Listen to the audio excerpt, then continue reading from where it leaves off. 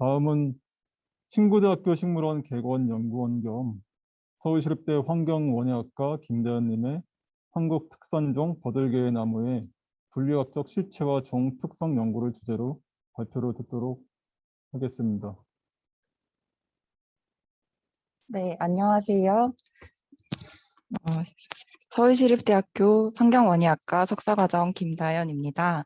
제가 오늘 발표할 주제는 한국특산식물인 버들개의 나무의 분류학적 실체와 종 특성입니다. 이 연구는 제가 신구대학교 식물원에서 근무했을 때부터 시작하여 지금까지 진행 중인 연구입니다. 네, 발표를 시작하겠습니다. 발표 순서는 서원과 재료 및 방법, 결과 및 고찰, 결론 순으로 말씀드리겠습니다. 서원입니다. 버들개의 나무가 속한 수수꽃다리 속은 소교목과 관목 형태로 자라는 22종에서 30종의 원종이 존재하는 정원수입니다. 이 원종은 동아시아와 남동 유럽에 주로 분포하고 있으며 2,500여 품종이 개발되어 있습니다. 이처럼 향기롭고 꽃색도 다양하여서 큰 꽃차례가 아름다운 경관을 이루는 꽃나무이기도 합니다. 이 수수꽃다리 속은 두 개의 아속으로 나뉩니다. 오른쪽의 피규어 2에서 보시면 개나무 아속의 경우에는 화관 통부가 짧고 수술이 밖으로 나와 있는 형태를 가지고 있으며 수수꽃다리 아속의 경우 화관 통부가 긴 형태를 가지고 있습니다. 네, 버들개의 나무는 아시다시피 우리 한국 특산 식물입니다. 또한 IUCN 레드 리스트에서 취약종으로 평가받은 바 있습니다. 이 종은 분포나 자생지 조사와 같은 생태학적인 연구들은 활발히 진행이 되었으나 외부 형태학적인 연구에 대해서는 부족한 실정입니다. 또한 버들개의 나무의 분류학적 처리에 대해서 이견들이 많이 있습니다. 이것은 이 종의 제한된 분포 때문에 외국학자들이 이 종을 인식하지 못한 데에서 비롯되었다고 생각합니다. 오른쪽의 피규어 3의 지도에서 보시면 버들개의 나무는 금강산에서 먼저 처음 발견이 되어 2008년 국립수목원에서 강원도 정선군에서 자생지를 발견을 하였습니다. 그리하여 이북 지방의 금강산부터 강원도 남부 지역까지 분포하는 것으로 알려져 있습니다. 버들개의 나무의 분류학적 처리입니다. 프랑스 선교사 파우리가 1906년 금강산에서 처음 이 종을 발견을 하고 1910년 라벨리가 신종을 발표하였습니다. 아래의 피규어 4에서 기준 표본을 제시하며 신종을 발표를 하였습니다. 또한 1952년 나카이가 리구스트리나 속으로 처리를 하였으며 1995년에는 버들개의 나무 시린가 파우리에이와 시린가 레티큘라타 버라이티 만드슈리카 개회나무를 레티큘라타의 아종인 아무렌시스로 처리한 바 있습니다. 이명으로 처리한 바 있습니다. 네, 아래의 그림에서 보시면 두 기준 표본에서 왼쪽은 버들개의 나무의 기준 표본이며 오른쪽은 아무렌시스의 기준 표본입니다.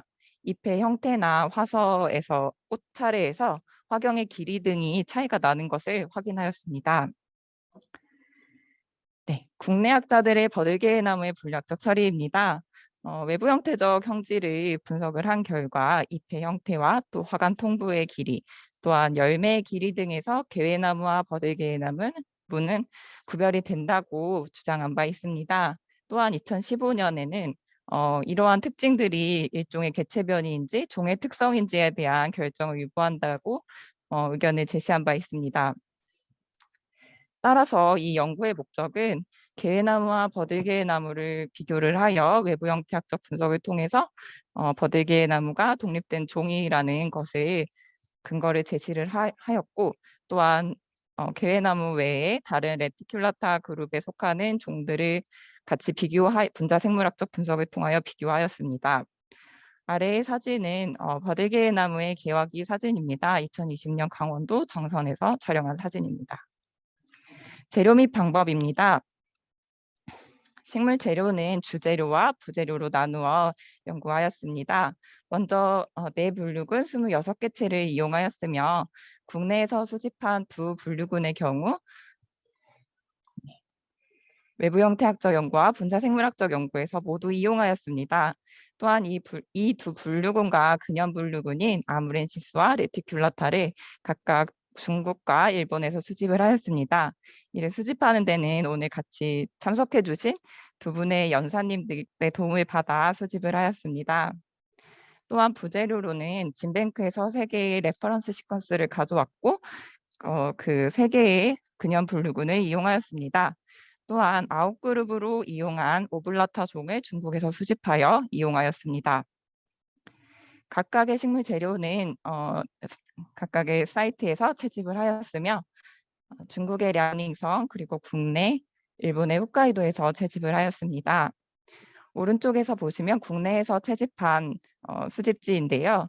4개의 공통된 버들게나무와 게나무 자생지를 선정을 하였고 2개의 게나무만의 자생지를 선정을 하였습니다. 방법입니다. 먼저 예비조사를 진행을 하였고 그 이후에 본조사를 하였습니다. 사실 이 예비조사에 앞서 또 하나의 예비조사가 있었는데요.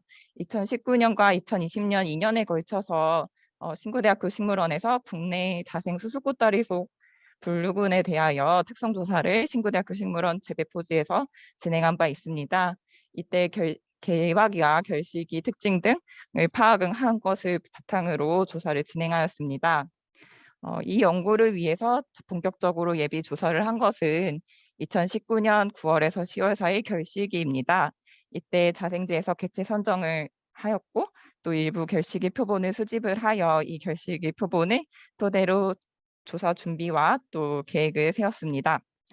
본 조사의 경우에는 2020년 5월에서 6월 개화기에 이루어졌으며 필드 조사와 또 표본을 수집을 하여 조사를 진행하였습니다.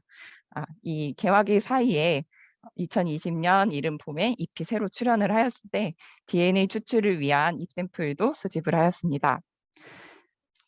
그 개화기 이후에는 수집한 표본을 조사를 하였고 데이터 분석을 진행하였습니다. 아래의 표는 이 연구를 위하여 조사한 54개 질적 형질과 양적 형질입니다. 보시면 줄기와 그리고 잎, 꽃차례, 꽃 등 영양기관과 생식기관 모두를 전반적으로 조사하였습니다. 외부 형태학적 연구의 분석 방법입니다. 개화기에는 주로 관찰을 하였으며 필드에서 관찰을 하였고 또한 표본을 제작을 하였습니다. 이때 표본은 건조 표본과 액침 표본 2가지 형태로 제작을 하여 각 용도에 맞게 조사를 진행하였습니다.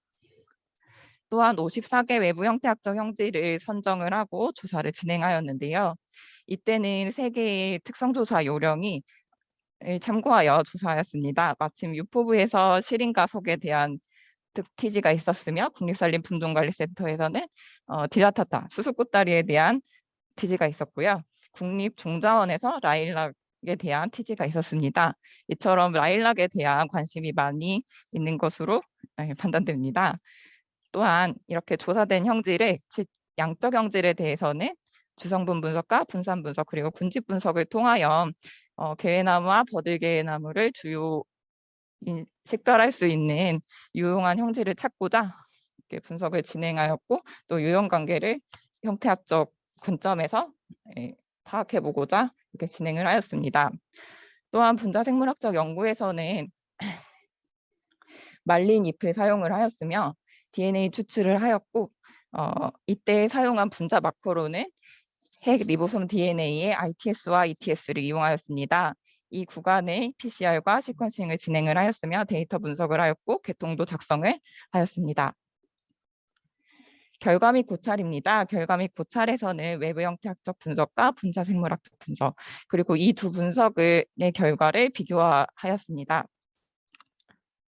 질적 형질의 경우 4가지의 형질에서 뚜렷하게 구분이 되었는데요. 먼저 수피의 피목 형태입니다. 아까 이하라 선생님의 발표에서도 잠깐 소개가 되었었는데요. 제가 관찰했을 때는 위에 있는 것이 버들게나무이며 아래가 게나무인데 버들게나무의 경우 피목의 발달 형태가 수직으로 나타났으며 게나무의 경우 주로 가로로 나타났습니다. 또한 잎의 형태의 경우 피체명과 타원형, 난형 세 가지로 구분이 되었으며 개화기의 경우 빠름, 중간, 느림 정도로 구분이 되었습니다. 암술머리의 형태에서도 두 조 분류군의 형태가 구분이 되었습니다. 테이블 2에서 보시면 두 분류군의 개화기 특성을 제시를 하였습니다. 먼저 버들개의 나무는 개화기가 빠른 편에 속하였고 개회나무의 경우 느리거나 중간 정도로 나타났습니다. 이때 특이한 점은 강원도 홍천의 경우 버들개나무와 개나무가 다른 사이트들에 비해서 개화기가 늦은 것으로 조사가 되었는데요. 이것은 다른 이제 버들개나무 같은 경우는 사실 저지대에 분포하기 때문에 개화기가 빠르게 나타났는데 반면에 홍천의 경우 해발 고도가 500m 이상의 높은 곳에 주로 자생을 했습니다. 그래서 이 미기후의 영향으로 개화기가 조금 늦어진 것으로 판단됩니다. 네, 다음은 양적 형질에 대해서 주성분 분석을 한 결과입니다. 주성분 분석 결과 18개의 형질을 추출을 하였으며 주성분 1과 2가 각각 10개와 8개로 구분이 되었습니다. 오른쪽의 산점도에서 보시면 PC1 주성분 1축에 의하여 버들개나무와 개나무가 음의 방향과 양의 방향으로 확실히 구분이 된 것을 보실 수 있습니다. 이처럼 주성분 1에 대하여 이 두 분류군을 식별할 수 있는 주요 형질로 이용할 수 있음을 확인을 하였고 그 이후에 분산 분석에서 조금 더 결과를 확인하였습니다. 네, 다음은 이 형질에서 분산 분석 결과입니다.